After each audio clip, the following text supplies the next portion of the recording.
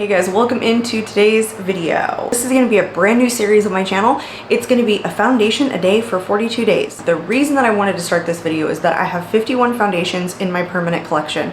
It's the number 2 item, maybe number 1 right now, of makeup that I really like testing. I'm really into testing new foundations. It switches back and forth usually between blush, eyeshadow, and foundation, my 3 favorite makeup categories, probably a lot of people's favorite makeup categories. But 51 foundations is just too much for me to have in my collection. I recently did a makeup declutter, and I will link that up in the cards, where I went through my whole collection and I decluttered, breaking some of my makeup into 3 different categories: keep, declutter, and then I made up a third, which was items that I want to keep for reference, but I'm going to take out of my permanent collection and move into the closet where I keep makeup that I think is popular, relevant, things that I may want to reference in future videos, but that I don't want to use in my personal everyday life. But I did not do that with foundation. And recently I've gone through a really big skin change. In the last 8 months to a year, I have gone from really, really dry skin to very, very oily skin, and a lot of foundations that used to work for me that were more on the dewy, natural finish side just aren't working these days. So I'm grabbing and loving more matte foundations. So some of my foundations in my collection predate my skin change. So the reason for this series, I don't want to just declutter foundations based on memory. I want to retest a lot of them because some of them are pretty expensive. Some of them I may re-love, some of them I may not like or may not work for me now, and it's time to make that determination. So while I have 51 foundations in my collection, this is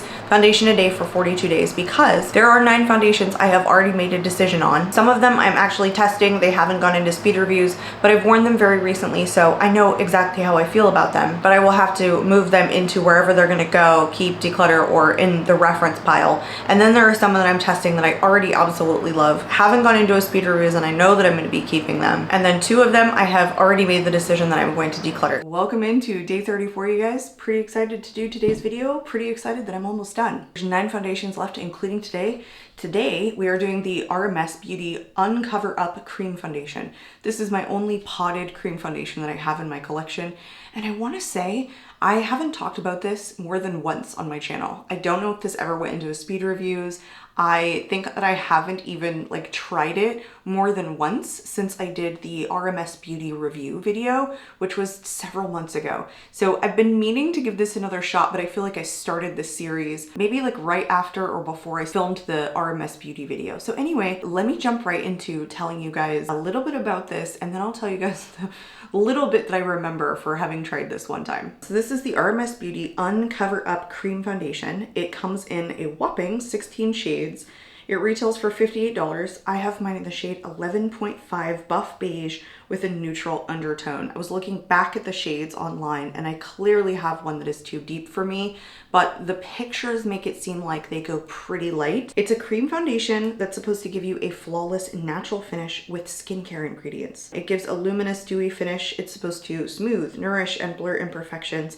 It's medium to full coverage. It's made in Belgium, has a 12-month shelf life, and it is 1 fluid ounce. I noticed that it's made with a ton of oils in it. One of the oils is the Buriti oil. I think I'm saying that correctly, which I noticed they have the Buriti bronzer. So there are other products in her line that she puts those oils in. There's just a ton that she lists in the ingredients. I could go on for a while listing all of the different oils that are in this. The bottom of this is glass. The top is plastic. It does come with one of these little spatula things to scoop out the product. And I feel like you kind of need that because this is such a stiff formula. It's very, very stiff. What I remember about this, testing it the one time, was that it was really thick and heavy on the skin. It feels like what it looks like in the pot, basically. And then someone in the comments had said you're using about 80% too much. You only really need a tiny bit of this product and it goes a really long way. I guess that makes sense if it's a more medium to full coverage foundation. Nothing on her website says that it's a lightweight formula, but I thought I remember reading somewhere that that's what it said, that it was lightweight. And my comments in the video were, well, it's definitely not lightweight. I definitely feel it. As you guys can see, this foundation is much, much too deep for me, but we're gonna try and make it work. If I end up loving it, it could be something that I end up repurchasing in a different shade, but I've gotta love it because this does retail for $58. And if you guys have watched any of my other videos, you know I'm not really looking for kind of a luminous, dewy finish right at this current moment, and I'm trying to limit those foundations that do that down. So I'm going to take just a teeny bit, I think this much, and spread it because I don't want to go overboard with it. Yeah, I feel like that's plenty. You know what? Let's kind of start there. It does say to use a brush with this. I intended to use my sponge, but what I think we're gonna do today is start with the brush and then we're gonna go back in and stamp it with the sponge just because I think it's a thicker formula and I'd like to see how that works on the skin as opposed to a brush is what I think I did the first time.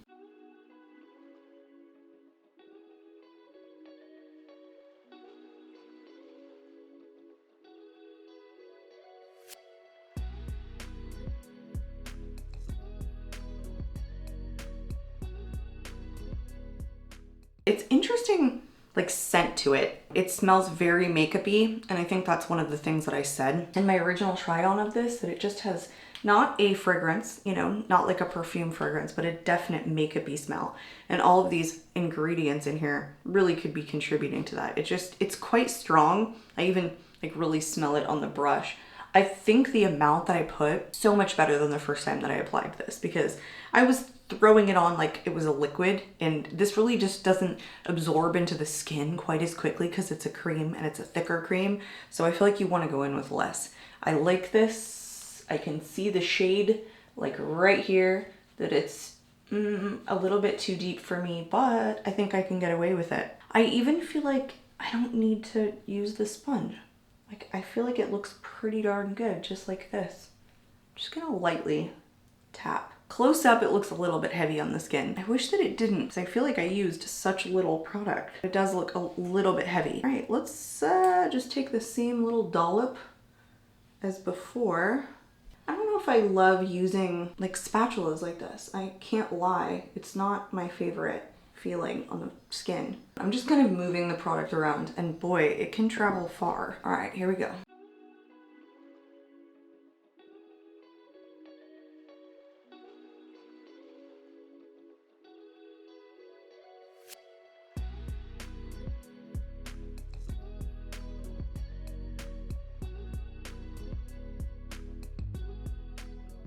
I don't know if I love this consistency. Like, overall, I don't know if I'm a cream foundation kind of gal. I definitely think I can get this from lighter weight, lighter feeling foundations. I don't think it's bad. It's kind of a texture thing, and I feel it on the skin. The thing is, I love RMS Beauty. Like, most of their products are so good. And I would love to love this, I think. I think that's kind of what it comes down to. I would love to have an RMS Beauty complexion product that really works for me, since I love so much of her other products. If you guys are new to this video, what I do is I go and I finish the rest of my makeup. We come back and we do one final check-in. I go about my wear test. I do a natural light check-in for you guys on my phone so you can see what it looks like super close up. Then I do one at 4 hours, and then at the end of the evening, I come back and I sit down in front of the camera. We look at the footage. And then ultimately, the goal is to make a decision as to whether or not this foundation is going to stay in my collection or whether it's going to go, because this is foundation a day, retesting all 42 of the foundations that I had in my collection that I hadn't made a decision on, and the goal is to cut them in half. Right now I'm doing better than half. I have decluttered 18 and I have kept 15, so it feels pretty good, but we will see how the wear test goes. I am going to quickly finish the rest of my makeup and we will be right back. I loved the way this looked, like putting powder on top of it. Like, the minute I powdered over my T-zone and like under my eyes, it looked so darn smooth.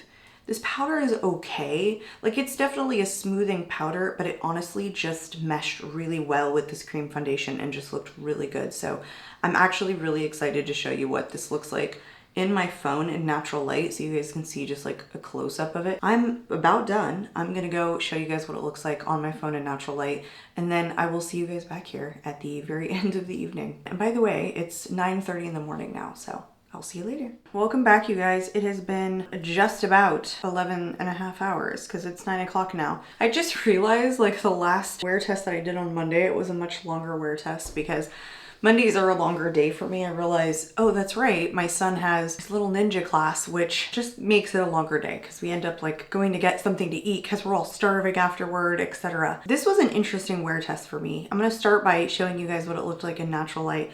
It wasn't my best, most flawless day. I feel like there was quite a bit of emphasized texture on my skin. At the 4 hour mark, pretty much the same thing, like just quite a bit of additional texture, and it wasn't holding up or breaking down. It was kind of the middle of the road at that point. I ended up getting pretty darn greasy. I want to say at like the 8-hour mark around my nose, forehead, chin. So I did end up like powdering over it before we went to class. And even then, like, it's faded off at this point. This just isn't an overall exceptionally performing foundation on my skin in the T-zone, for example. It just seems like okay. I wish it smoothed my skin a little bit more, because then I feel like I could justify its shorter wear time for me. It's not like completely put together. I mean, you can see how much it's come off chin, nose, forehead even, kind of, you know? The only thing that's really intact is like a little bit of my blush and my eyeshadow. So, you know, it's kind of hard to tell, but this is just not a really long-lasting smoothing foundation on me personally.